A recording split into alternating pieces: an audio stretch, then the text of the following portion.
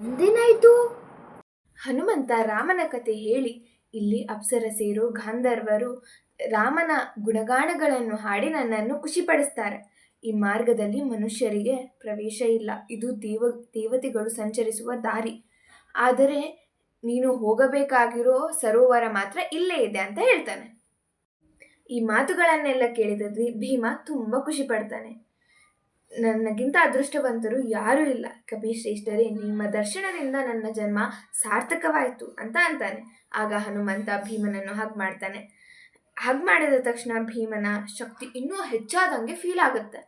ಆಗ ಹನುಮಂತ ಭೀಮನಿಗೆ ನಿನಗೆ ಏನ್ ವರ ಬೇಕು ಕೇಳು ಅಂತ ಅಂತಾನೆ. ಈಗ ಭೀಮ ಹನುಮಂತನಿಗೆ ಏನ್ ವರ ಕೇಳ್ತಾನೆ? ಆಗ ಭೀಮ ನಿಮ್ಮ ಆಶೀರ್ವಾದ ದಯೆ ಅಷ್ಟೇ ಸಾಕು ಅಂತ ಅಂತಾನೆ. ಅದಕ್ಕೆ ಹನುಮಂತ ನಾನು ನಿಮ್ಮ ರಥದ ಮೇಲೆ ಜೆಂಡಾ ರೂಪದಲ್ಲಿ ಇರ್ತೀನಿ, ಇದ್ದು ನಿಮ್ಮ ಶಕ್ತಿಯನ್ನು ಡಬಲ್ ಮಾಡ್ತೀನಿ ಅಂತ ಅಂತಾನೆ.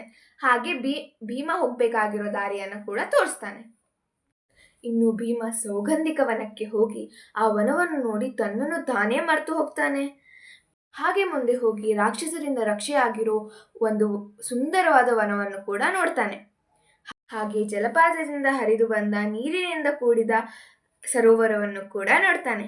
ಅಲ್ಲಿ ಬಂಗಾರದ ಕಮಲಗಳು ಪ್ರಕಾಶಿಸ್ತಾ ಇರ್ತವೆ. ಅಲ್ಲಿ ಭೀಮ ಹೊಟ್ಟೆ ತುಂಬ ನೀರು ಕುಡಿತಾನೆ. ಅದು ಕುಬೇರನ ಕ್ರೀಡಾ ಸ್ಥಳ. ಕುಬೇರ ಅದನ್ನು ಕಾಯೋಕೆ ರಾಕ್ಷಸರನ್ನು ಇಟ್ಟಿರ್ತಾನೆ. ಆ ರಾಕ್ಷಸ ಭೀಮನನ್ನು ನೋಡಿ ನೀನು ಯಾರು, ಇಲ್ಲಿಗೇಕೆ ಬಂದಿರುವೆ ಅಂತ ಕೇಳ್ತಾನೆ. ಅದಕ್ಕೆ ಭೀಮ ತನ್ನನ್ನು ತಾನು ಇಂಟ್ರೊಡ್ಯೂಸ್ ಮಾಡಿಕೊಂಡು ಪರಿಚಯ ಮಾಡಿಕೊಂಡು ತನ್ನ ಹೆಂಡತಿಯ ಕೋರಿಕೆ ಮೇಲೆಗೆ ಕಮಲದ ಹೂವು ತೆಗೆದುಕೊಂಡು ಹೋಗಲು ಬಂದಿದ್ದೇನೆ ಅಂತ ತಿಳಿಸ್ತಾನೆ. ಕುಬೇರನ ಅನುಮತಿ ಇಲ್ಲದೆ ಇಲ್ಲಿ ನೀರು ಪುಷ್ಪಗಳನ್ನು ತೆಗೆದುಕೊಳ್ಳಲು ಸಾಧ್ಯವಿಲ್ಲ.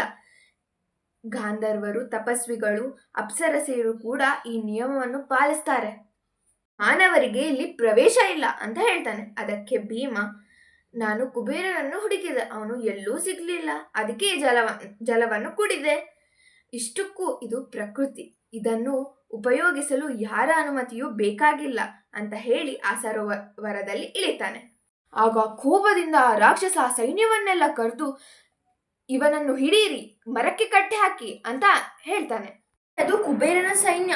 ಈಗ ಅವರು ಭೀಮನಿಗೆ ಏನ್ ಮಾಡ್ತಾರೆ? ಈಗ ಭೀಮನಿಗೆ ಏನಾಗಲ್ಲ. ಆಗ ಭೀಮ ತನ್ನ ಬಲ, ಪರಾಕ್ರಮ ಮತ್ತು ಬಾಹುಬಲವನ್ನು ತೋರಿಸ್ತಾನೆ.